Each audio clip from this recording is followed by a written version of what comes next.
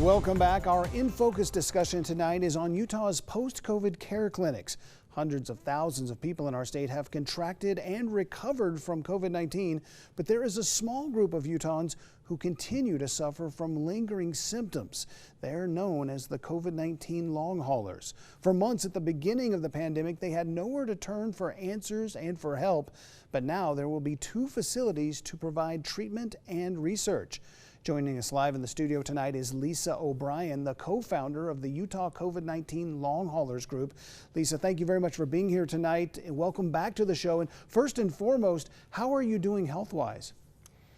I'm doing much better than I was 6 or 7 months ago, but I'm still not 100%.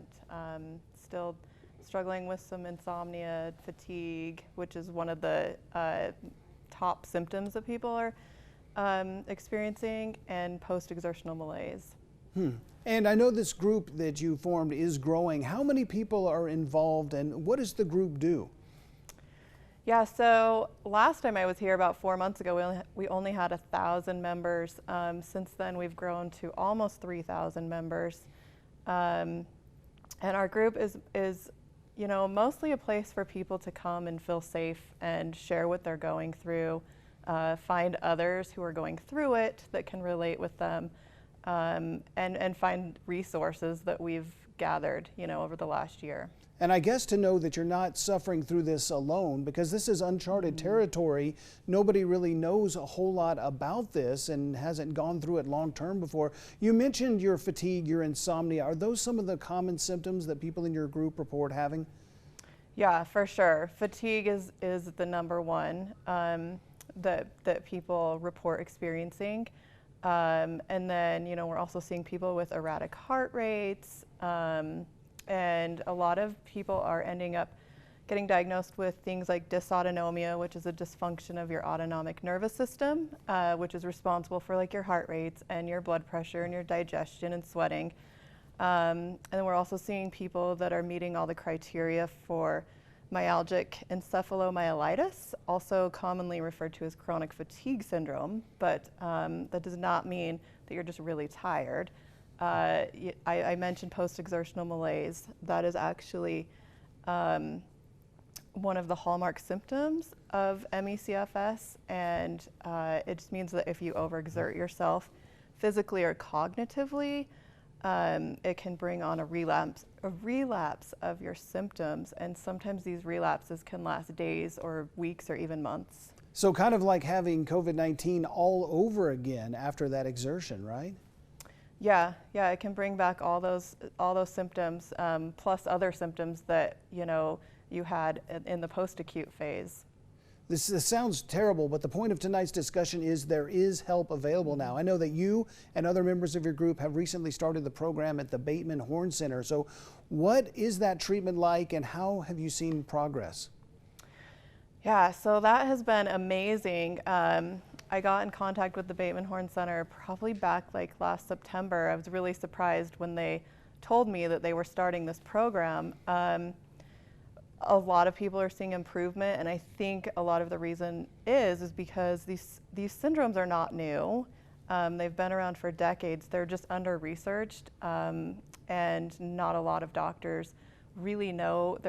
They're not educated on them, and so I think that's one of the biggest factors in our improvement is they're teaching us how to pace ourselves to avoid those crashes. They're teaching us how to manage these symptoms in hopes that we will get better. And so I think we are seeing improvements, but it's because we've got these specialists on our side. I know one of the frustrations from this long hauler syndrome is, since you are experiencing a number of different symptoms, it's going from doctor to doctor to doctor to specialist. Now the University of Utah is going to have a post-COVID care facility with a multidisciplinary clinic. So how is that going to benefit patients? I think that one of the biggest benefits will be having doctors that are communicating with each other. Right now we're seeing all of us are seeing cardiologists and neurologists and pulmonologists, and nobody's communicating with each other. And so we're getting all these this differing advice from from each one, and so that gets really confusing and frustrating, and also costly and time consuming. And so having a place where we have these doctors communicating about each case is going to be really, really awesome. And I think also another benefit will be that these doctors are staying up to date on all the latest research. You know, we still run into doctors every week that still haven't even heard of long haulers. And so that's going to be really, really awesome having that. I know that in addition to the medical battle, you're also fighting a legislative battle as well. Tell me about the bill that your group is drafting and your meeting coming up with legislators. Yeah, so we're part of what's called the Long COVID Alliance. We joined them, and so they've been working on setting up an advocacy day for us, which is held tomorrow. So I'll be meeting with a couple congressmen to talk to them about this bill that is being reintroduced. I believe it was introduced back in December by Don Beyer, and I can't remember the other name. But anyways, it is going to help accelerate research and provide education for patients and physicians. Well, good luck with that legislation. And I know people are out there watching this tonight saying, this sounds a lot like me or somebody that I know. Where can people go for more information about long hauler syndrome? Yeah, so we just started a Utah C19 long haulers Facebook page. It's a public page that we're going to be posting just general information about long COVID and research opportunities and when these clinics are opening. You can search at Long Haul Utah on Facebook and find our page, or it's called Utah C19 Long Haulers. All right, Lisa O'Brien, thank you so much for being with us here on the CW30 tonight. Good luck with your medical struggles and good luck with the endeavors of the group. Thank you so much. And we'll be right back after this. Welcome back. Continuing our In Focus discussion tonight on Utah's post-COVID care clinics. In the last segment, Lisa O'Brien mentioned the Bateman Horne Center. And we turn now to Dr. Lucinda Bateman, the founder and medical director for that facility. Dr. Bateman, thank you for joining us tonight. So tell us a little bit about the center and how you chose to include long COVID in your research and education. Well, Bateman Horne Center is a center of excellence, and we are a nonprofit clinic that studies illnesses, chronic illnesses that often are post-viral syndromes. This includes myalgic encephalomyelitis that we used to call chronic fatigue syndrome, POTS, and fibromyalgia in some cases. So when the big COVID epidemic came and we started listening to long haulers, we recognized what they were talking about. Tell us a little bit about what happens to the human body during the early stages of viral illness and why it's so important to intervene early on. So we know a lot about the acute viral infection and the importance of paying attention about organ damage and the many things we've been hearing about in very acutely ill COVID patients. In our clinic, we see patients who maybe have been sick for 5, 6, 7 years, and we know what they present like, but often the ability to understand what started their illness has been lost. So we have this big gap of understanding between the acute illness and the presentation of long post-viral syndromes, and the COVID-19 epidemic gives us a very unique opportunity to study what happens in that gap.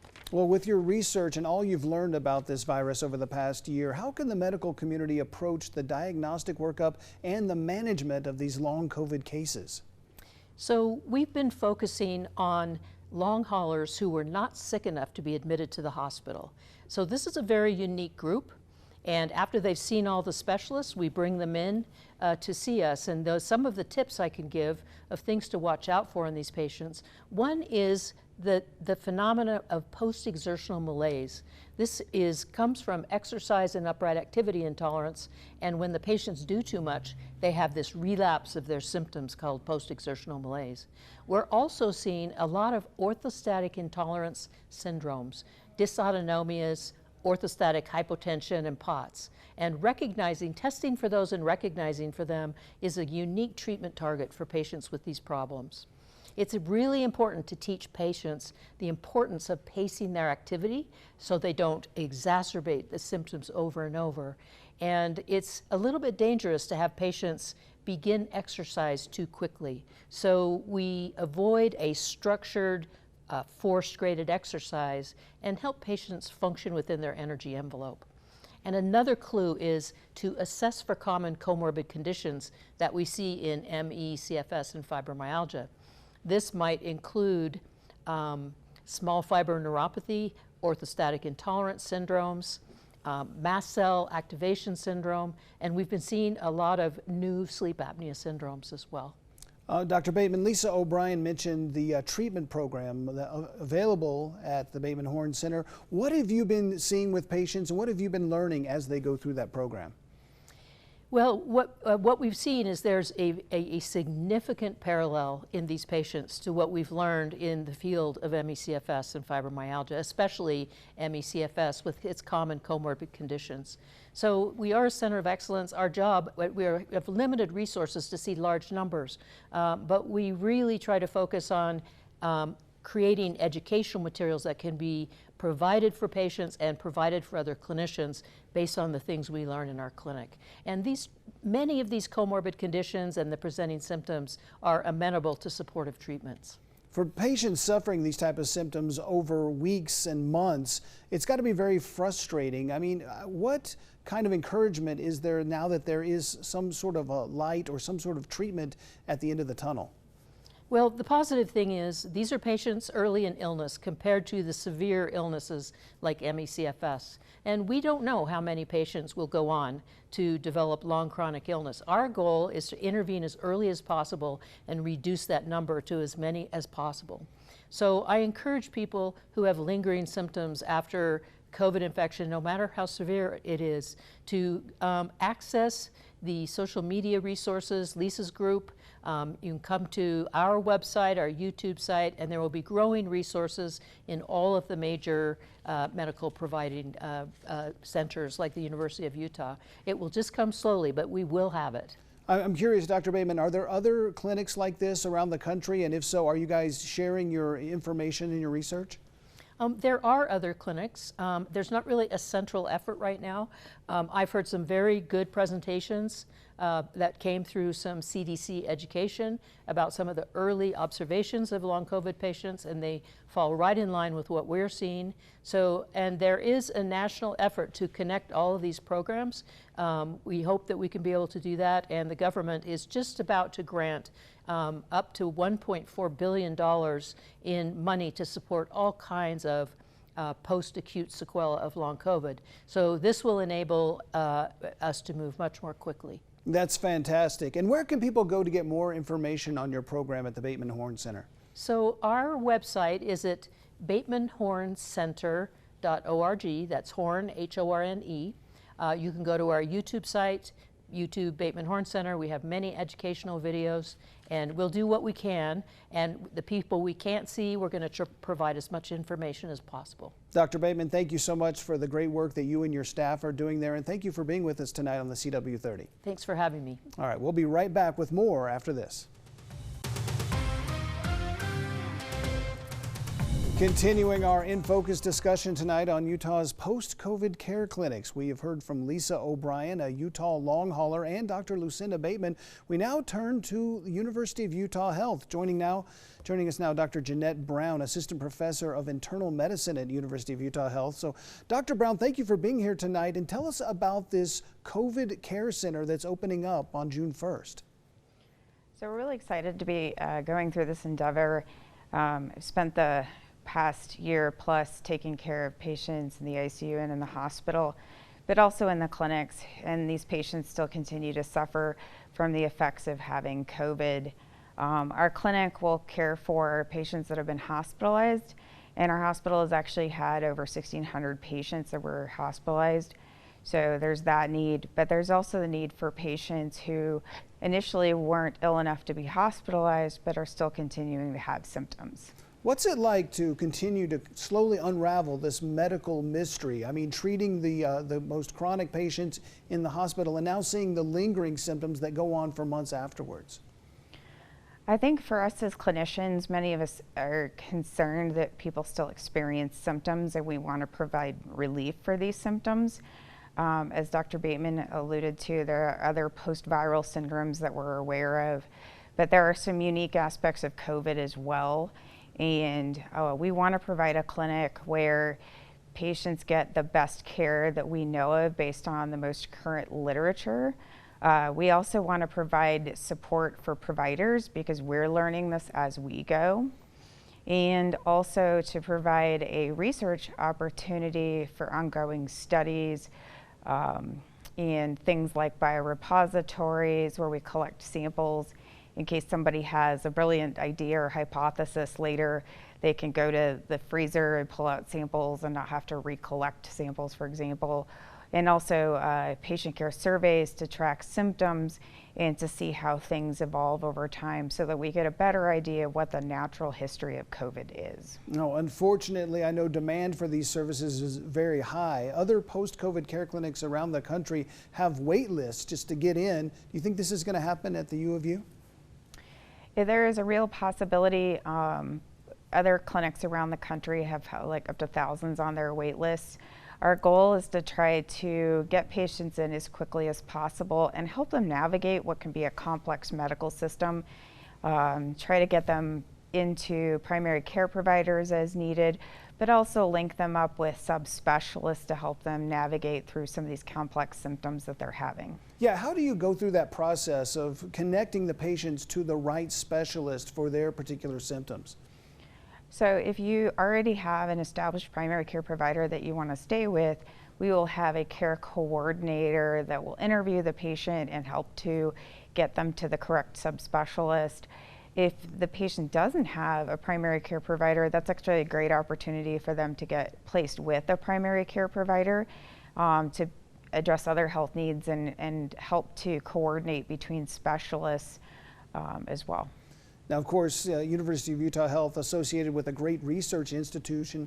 What information do you hope to gather by operating this clinic, and how are you going to go about sharing that with other facilities around the nation? So we're already in contact with other facilities, even locally here, between the VA and some providers at Intermountain and the Bateman Horne Center as well. Now, we are also working with research studies that we've submitted NIH grants from multiple institutions from other states. And we're also working to put together what we call a learning collaborative, which allows us as providers to discuss the latest, greatest research, but also to discuss patient cases that we need more help with and sort of source those solutions from our other providers. So, Dr. Brown, how are people going to get more information about the U of U Health and this new clinic that's opening up at the beginning of June? So through the standard call center website, call center and the website, they'll be able to go through and make an appointment. And starting June 1st is when we're going to start assigning those appointments. And then if you go and actually probably the simplest way to get involved in the research actually would be to go to our research page for COVID-19 research, and there's a survey that you can take there and get signed up for registry as well. Finally, Dr. Brown, in this unprecedented time, how challenging and how gratifying is it to be able to work on this long COVID symptom project? I think it's really exciting. I think there are some real opportunities, not just for understanding more about COVID, but actually other diseases as well.